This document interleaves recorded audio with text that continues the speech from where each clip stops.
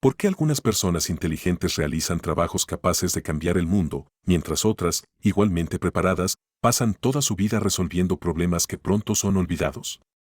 ¿Es cuestión de talento, suerte, disciplina o de saber escoger las preguntas correctas? Richard Hamming dedicó buena parte de su vida a observar este misterio.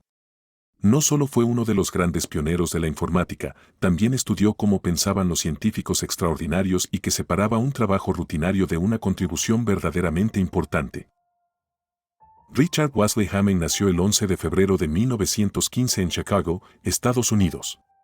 Durante su juventud quiso estudiar ingeniería, pero la Gran Depresión había golpeado duramente a muchas familias y sus opciones económicas eran limitadas. Consiguió una beca para la Universidad de Chicago, institución que entonces no tenía una escuela de ingeniería, por lo que terminó estudiando matemáticas. Años después reconocería que aquel obstáculo terminó beneficiándolo. Las matemáticas le permitieron acercarse a los grandes problemas científicos de su época.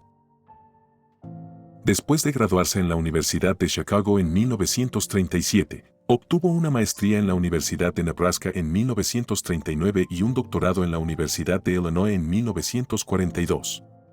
Su tesis se concentró en ecuaciones diferenciales, un tema complejo y aparentemente alejado de las computadoras. Pero muy pronto el mundo entraría en una etapa en la que las matemáticas, las máquinas de cálculo y la guerra quedarían peligrosamente unidas. En 1945, Hamming llegó al laboratorio de Los Álamos, en Nuevo México, para trabajar en el Proyecto Manhattan, el programa secreto que desarrolló las primeras bombas atómicas. Su función consistía principalmente en programar y supervisar máquinas de cálculo que resolvían las ecuaciones entregadas por los físicos. Allí trabajó cerca de figuras como Hans Bethe y Edward Teller, mientras su esposa, Wanda, también realizaba cálculos para el proyecto. Hamming se describía con cierta ironía como una especie de conserje de las computadoras. Sin embargo, su trabajo tenía enormes consecuencias. En una ocasión recibió unos cálculos para verificar y descubrió que estaban relacionados con una de las preguntas más aterradoras del proyecto: si una explosión nuclear podría iniciar una reacción capaz de incendiar la atmósfera terrestre. Los científicos ya consideraban extremadamente improbable esa posibilidad, pero necesitaban revisar los números cuidadosamente. Para Hamming, aquello fue una demostración brutal de que un cálculo matemático aparentemente abstracto podía estar conectado con el destino de millones de personas.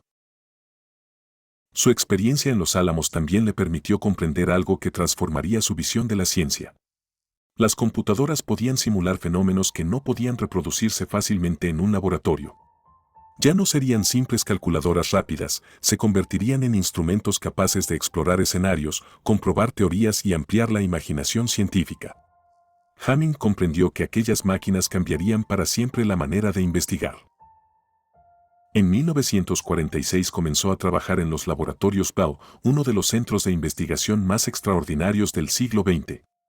Allí coincidió con científicos como Claude Shannon, padre de la teoría de la información, y John Tukey, a quien se atribuye la popularización de la palabra bit. Hamming compartió oficina durante algún tiempo con Shannon y formó parte de un ambiente donde las telecomunicaciones, la electrónica y las computadoras estaban avanzando a una velocidad sorprendente. Pero las primeras computadoras tenían un problema desesperante: cometían errores con frecuencia. Hamming podía dejar una máquina trabajando durante el fin de semana y descubrir el lunes que un fallo ocurrido al comienzo había arruinado todo el cálculo. La máquina era capaz de detectar que algo estaba mal, pero no podía localizar el error y corregirlo por sí misma. Hamming se hizo entonces una pregunta sencilla y poderosa: si una computadora puede saber que ocurrió un error, ¿por qué no podría identificar dónde ocurrió y corregirlo? A partir de esa pregunta desarrolló los códigos de Hamming, un sistema que agrega bits adicionales a la información para detectar y corregir ciertos errores.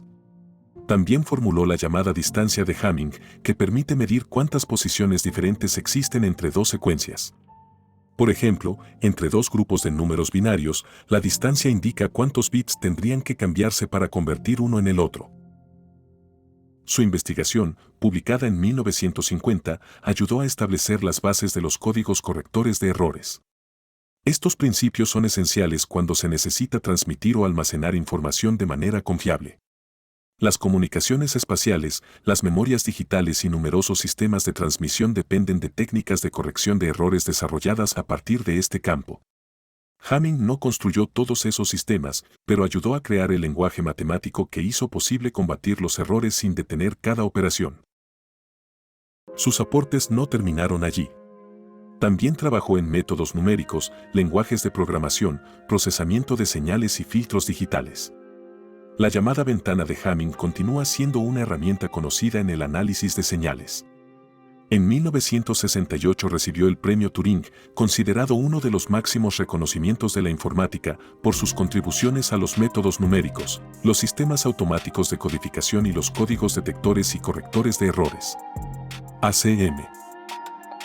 Sin embargo, lo que hace especialmente interesante a Richard Hamming no es solamente lo que descubrió, sino las preguntas que comenzó a formularles a otros científicos. Durante sus años en Bell Labs, acostumbraba a almorzar con investigadores de diferentes departamentos. Les preguntaba cuáles eran los problemas más importantes de sus respectivos campos. Después hacía una segunda pregunta, ¿en cuáles de esos problemas estaban trabajando? Y finalmente llegaba la pregunta incómoda, si esos eran los problemas realmente importantes, ¿por qué no estaban trabajando en ellos? Hamming observó que muchas personas brillantes se mantenían ocupadas, pero no necesariamente en asuntos importantes. Respondían correos, asistían a reuniones, corregían pequeños detalles y resolvían tareas urgentes. Al finalizar el día estaban agotadas y tenían la sensación de haber trabajado mucho, aunque no habían avanzado en aquello que podía producir una diferencia verdadera. Esto no significa que todos deban intentar ganar un premio Nobel ni abandonar sus responsabilidades. Para Hamming, un problema importante no era simplemente uno gigantesco o imposible. Debía ser una pregunta relevante sobre la que existiera alguna posibilidad de progreso. Viajar en el tiempo podría ser una cuestión enorme, pero si no se conoce ninguna manera seria de comenzar a resolverla, difícilmente constituye un proyecto práctico de investigación. También insistía en la importancia de reservar tiempo para pensar. Hamming dedicaba parte de los viernes por la tarde a lo que llamaba grandes pensamientos.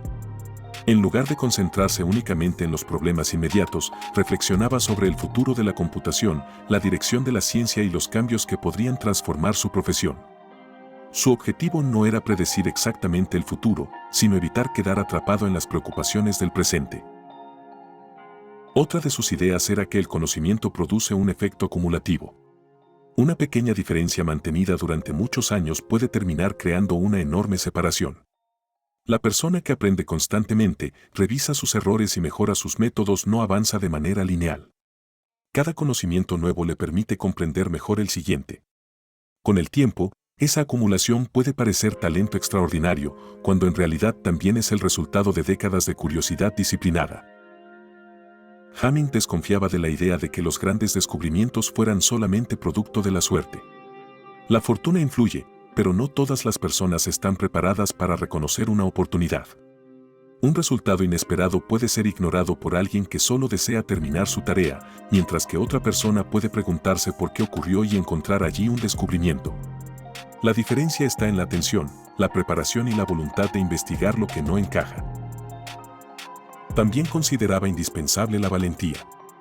Para dedicarse a un problema importante, una persona debe aceptar la posibilidad de fracasar. Muchos escogen tareas pequeñas porque proporcionan resultados rápidos y seguros. Los problemas profundos, en cambio, pueden exigir años y no ofrecen garantías. Según Hamming, los científicos importantes no carecían de miedo, simplemente creían que tenían la capacidad de hacer un trabajo significativo. Pero Hamming no idealizaba al investigador solitario. En su famosa conferencia You and Your Research, presentada en 1986, explicó que las condiciones de trabajo perfectas no siempre producen los mejores resultados. Una oficina cerrada puede ofrecer tranquilidad, pero también puede aislar a la persona de ideas inesperadas. Una puerta abierta trae interrupciones, aunque permite escuchar problemas, establecer conexiones y descubrir qué está ocurriendo en otras áreas. Su propuesta no era trabajar siempre rodeado de ruido, sino comprender que la colaboración y el contacto intelectual también alimentan la creatividad. Transcripción de You and Your Research. Para él, realizar un buen trabajo tampoco era suficiente, había que aprender a comunicarlo. Una idea que nadie entiende, que se explica mal o que permanece escondida difícilmente puede ejercer influencia. Por eso recomendaba aprender a escribir, hablar y presentar resultados. No lo veía como una forma vacía de publicidad, sino como parte de la responsabilidad del investigador. En 1976, después de 30 años en Bell Labs, se trasladó a la Escuela Naval de Posgrado en Monterey, California.